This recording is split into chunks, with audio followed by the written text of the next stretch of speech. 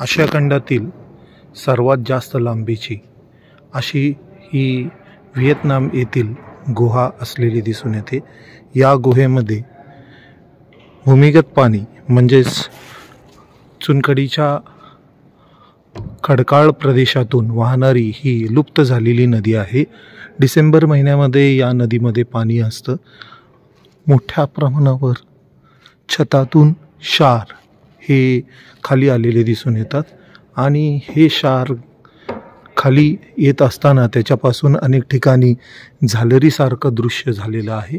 याशिवाय काही ठिकाणी स्तंभ तयार झालेले आहेत, तर काही ठिकाणी ह्या कमानदार झालरी या आपल्याला पाहायला मिळतात।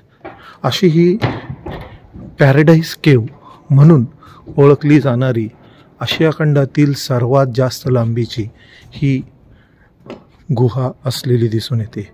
या गुहेमध्ये फिरत असताना अनेक पर्यटक हे आपल्या इमॅजिनेशननुसार वेगवेगळे आकार या डिपोजिशनमधून पाहताना दिसून येतात।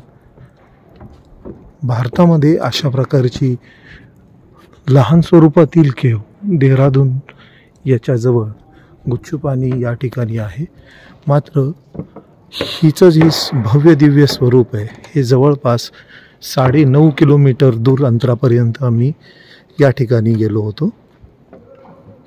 संध्याकाळी 4 वाजता ही गुहा बंद होते। पर्यटकांना येण्या जाण्यासाठी मोठ्या प्रमाणावर सोय केलेली आहे। ठिकठिकाणी विसावा घेण्यासाठी आपल्याला रचना केलेली दिसून येते। या गुहेमध्ये येत असताना जंगलातून प्रवास करावा लागतो आणि जंगलातून प्रवास करून जवळपास 3 किलोमीटर डोंगरावर चढावं लागतं आणि त्यानंतर गुहेचं एंट्रन्स आपल्याला उपलब्ध असलेलं दिसून येतं। या गुहेमध्ये प्रचंड मोठा विस्तार आहे।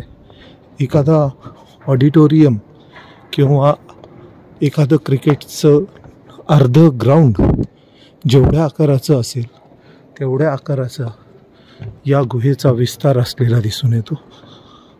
या गुहेमध्ये मोठ्या प्रमाणावर अनेक उपनद्या येऊन देखील मिळालेले दिसून येतात। डिसेंबर महिन्यामध्ये हे पाणी कळकळत असताना आपल्याला पाहावयास मिळतं। मोठ्या प्रमाणावर छत पडणं आणि छतावरून पडणाऱ्या पाण्याबरोबर त्या ठिकाणी मोठ्या प्रमाणावर कॅल्शियम कार्बोनेटचे क्षार किंवा विविध क्षार हे पडत असलेले दिसून येतात। या ठिकाणी कोल्हापूरचे मांगोरे सर हे ऑब्झर्वेशन करत असताना दिसतात। इथे खूप छान पद्धतीने आपल्याला अशा झालरी दिसून येत आहेत। या झालरींचे पडदे हे आपल्याला पाहायला मिळतात।